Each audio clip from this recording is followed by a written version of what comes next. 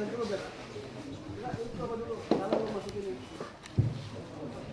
siang dan salam sejahtera untuk kita semua. Om Swastiastu, Namo Buddhaya, salam kebajikan. Saya mengundang Bapak dan Ibu sekalian dalam rangka melaksanakan press release tentang hasil joint operasi Bea Cukai dan Kepolisian Republik Indonesia. Dalam hal ini Direktorat Tindak Pidana Narkoba Barreskrim Polri, yaitu penggagalan penyelundupan puluhan ribu butir ekstasi lewat barang kiriman.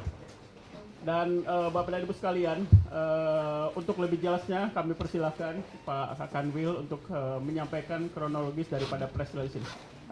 Kepada Bapak kami persilakan.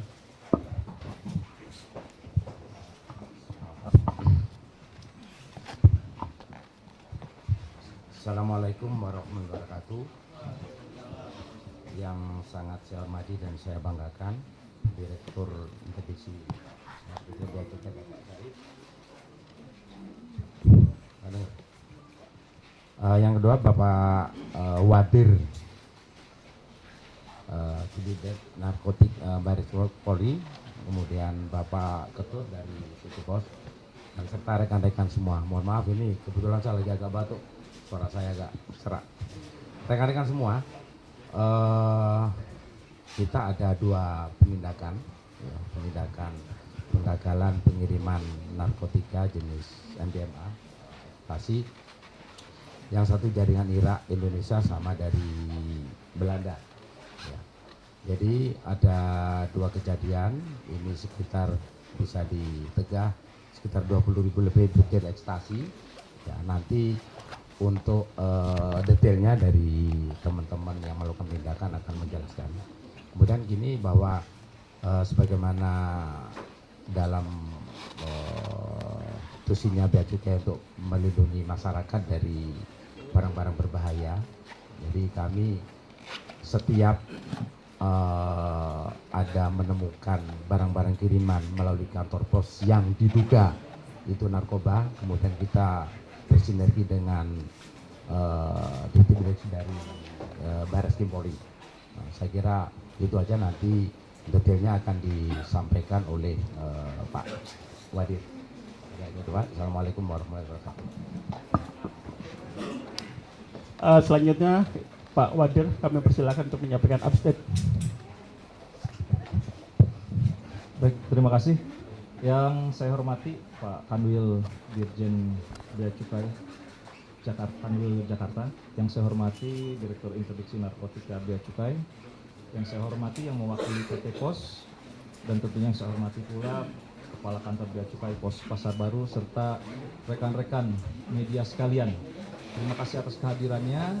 Pada kesempatan ini saya akan menyampaikan update terkait dengan pengungkapan kasus memasukkan barang narkotika jenis ekstasi ke wilayah Indonesia yang berasal dari Belgia dan Belanda.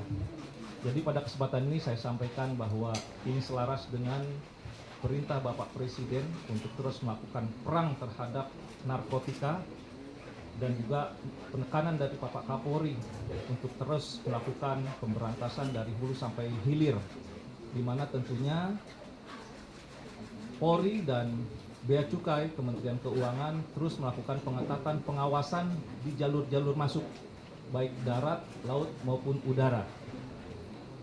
Dan kita terus memetakan, menganalisis jaringan-jaringan yang masuk, termasuk yang dari Eropa ini. Ada 2 kasus pada bulan ini yang dapat kita temukan, yaitu pengiriman dari Belgia dan dari Belanda. Yang pertama akan saya sampaikan terkait dengan pengiriman asal Belgia, jenis ekstasi seberat 9,6 kg bruto atau sebanyak 18.259 butir. Berdasarkan hasil temuan dan analisis dari Bea Cukai, bahwa barang tersebut setelah dilakukan pemeriksaan secara laboratoris merupakan ekstasi dengan kandungan MDMA. Sehingga setelah dilakukan koordinasi, kita coba terus untuk melakukan kontrol delivery, ya, di mana kita bersama-sama dengan PT Pos untuk memetakan bahwa barang ini akan dikirim kemana.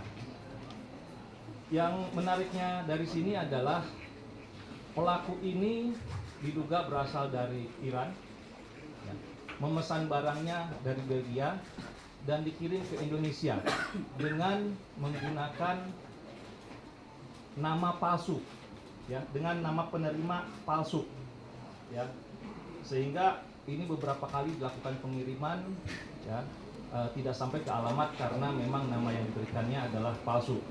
Tetapi tentunya petugas tidak berhenti di situ, ya, kita terus melakukan control delivery dan akhirnya dapat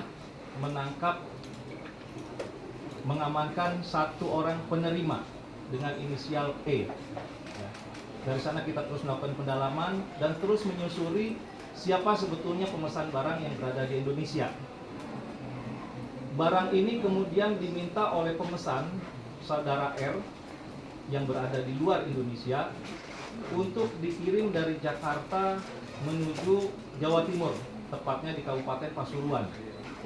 Setelah sampai di Pasuruan, di sana ada kurir yang menerima. Jadi kita dapat menangkap kurir tersebut, ya, dengan atas nama RA, ya. Dan dari RA terus kita kembangkan kembali, ya. Dari RA diperintahkan untuk mengambil barang. Setelah itu disimpan di satu tempat di dekat lapangan di Kabupaten Pasuruan.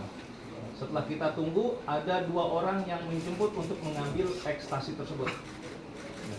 Setelah mereka akan mengambil, lalu kita lakukan penangkapan dan selanjutnya barang itu dikirim kepada saudara NAB yang sudah menunggu di rumah. Dan akhirnya kita bisa melakukan penangkapan terhadap saudara NAP tersebut. Sehingga dari rangkaian pengembangan kita tadi dapat kita tetapkan tersangka sebanyak 4 orang, yaitu saudara PEM, saudara MS, saudara BSH, dan saudara MAB.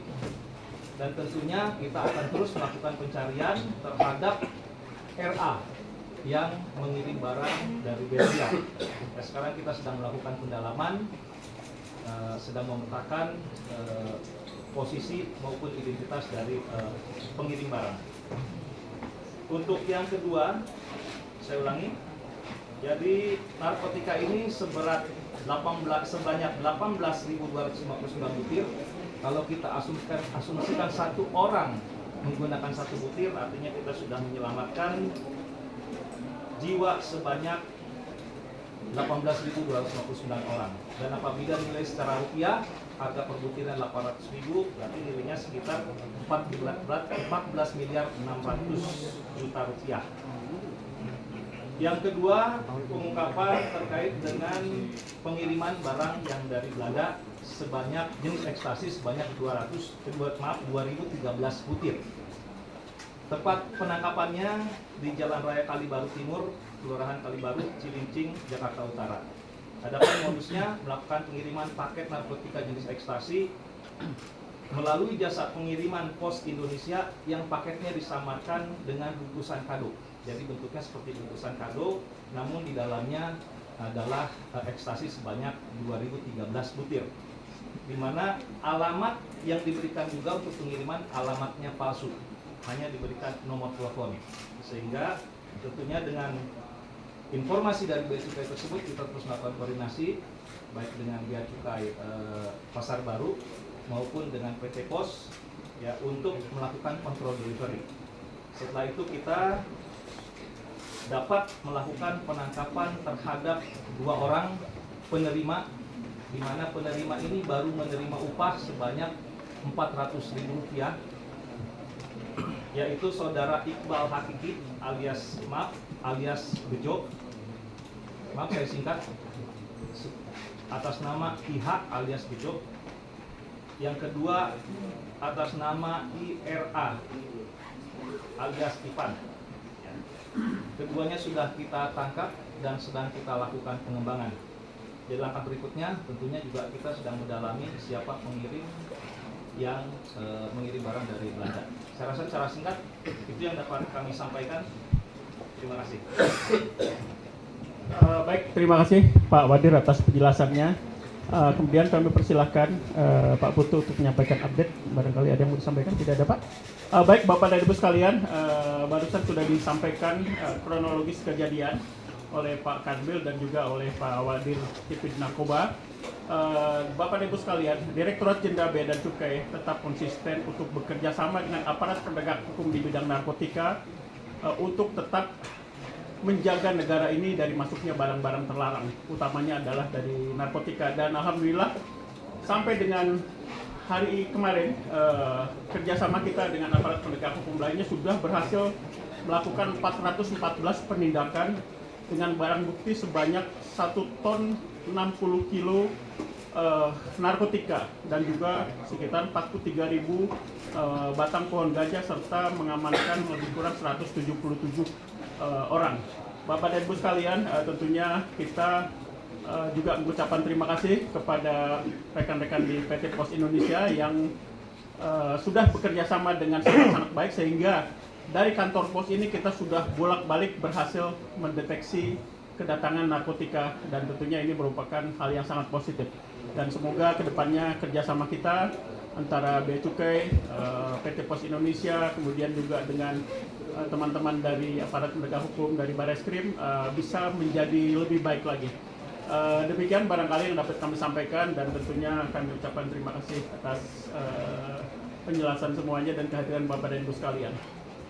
Kemudian selanjutnya kami persilakan apabila ada hal-hal yang ingin ditanyakan. Kami persilakan satu-satu ya. Sebelah kiri dulu, bisa mikrofon. Tolong disebutkan dari mana dan siapa.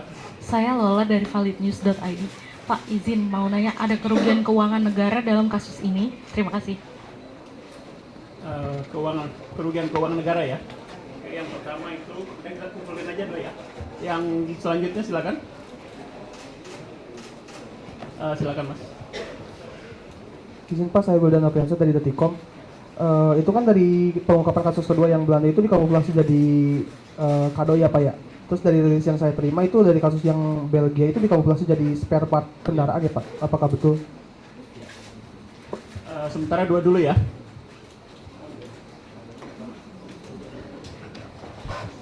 Baik, jadi pada intinya kerugian negara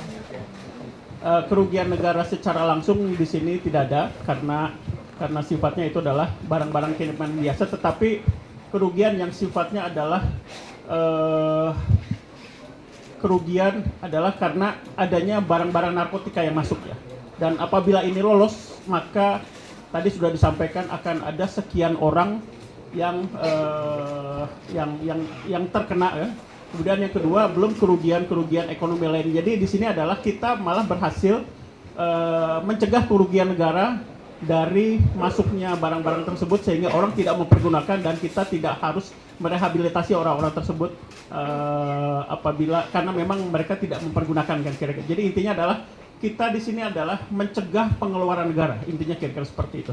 Dari sisi itu mencegah pengeluaran negara karena kita harus merehabilitasi orang kan kira-kira gitu. Kemudian kita juga mencegah kerugian lainnya adalah kerugian semakin tidak efektifnya, semakin tidak produktifnya manusia karena mempergunakan narkotika. Kita berhasil mencegah itu. Intinya kira-kira seperti itu. Jadi kita melakukan pencegahan pengeluaran negara dan kita juga melakukan pencegahan terhadap kemungkinan efek-efek eksternalitis yang sifatnya negatif. Terima kasih. Kerugian materialnya berarti nggak ada ya Pak? Secara material kita tidak ada kerugian secara material. Untuk yang kedua, monggo Pak silakan. Baik, terima kasih. Jadi terkait pertanyaan kedua, modus. Kita dengan Dirjen Bea Cukai ini terus memetakan jalur-jalur masuk narkotika yang tadi saya sampaikan baik darat, laut, udara, dari Asia, dari Eropa, dari Timur Tengah. Kita terus melakukan analisa dan memang modusnya bervariatif. Mereka selalu berupaya untuk mengelabui petugas ya, sehingga barang narkotika yang mau masuk itu bisa berhasil lolos sampai kepada pemesan di Indonesia. Untuk yang pertama tadi saya jelaskan, memang untuk modusnya adalah false declaration. Jadi yang mendeklar tidak dalam keadaan sebenarnya. Mereka menyatakan bahwa barang itu adalah spare part kendaraan, tetapi di dalamnya adalah ekstasi yang mengandung tadi saya sampaikan MDMA. Yang kedua, Juga sama tentunya false declaration, di mana dinyatakan bahwa barang tersebut kado ya, bingkisan, bentuknya pun kemasannya seperti kado. Di dalamnya isinya ekstasi sebanyak 2013 butir. Itu ya, cukup ya. Mungkin sekedar sedikit tambahan lagi tadi untuk pertanyaan dari Mbak Lola. Jadi sampai dengan tanggal 5 Mei kemarin kita sudah berhasil melakukan penghematan pengeluaran negara. Dengan kita berhasil menegah 1 ton lebih narkotika, maka kita berhasil menyelamatkan sekitar 2,5 juta jiwa orang Indonesia. Dan juga kita berhasil melakukan penghematan sebesar 3,9 triliun hanya dalam 5 bulan saja. Kita bandingkan dengan tahun kemarin tahun 2023, kita berhasil menegah sekitar 6 ton narkotika. Itu kerugian kita berhasil menyelamatkan sekitar 17 triliun. Dan kita menyelamatkan sekitar 14 juta orang Indonesia. Saat ini baru sampai seperti ini kira-kira gitu. Masih.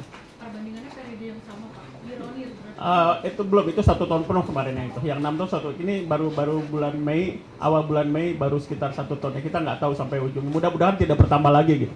Artinya bukan lolos tetapi memang tidak ada. Kira-kira saking ketatnya bapak-bapak kita menjaga masuknya narkotika. Lanjut silakan. Ya, dari mana? Hukumannya Pak berapa lama Pak? Dari mana? Dari Indopos Pak. Indopos ya. Hukuman. Baik, terkait dengan ancaman hukuman, ya kita terapkan pasal berlapis, di mana primernya adalah pasal 114 ayat 2, junto pasal 132 ayat 1 Undang-Undang Republik Indonesia Nomor 35 Tahun 2009 tentang narkotika. Ancaman hukuman pidananya dengan pidana mati, pidana seumur hidup, atau pidana penjara paling singkat 5 tahun. Dan tentunya juga subsidiarnya kita kenakan pasal 112 ayat 2 junto pasal 132 ayat 1 Undang-Undang Republik Indonesia Nomor 35 Tahun 2009 tentang narkotika. Ancaman hukumannya dipidana dengan pidana mati, penjara seumur hidup, atau pidana paling singkat 5 tahun dan paling lama 20 tahun penjara. Demikian dapat saya sampaikan. Terima kasih.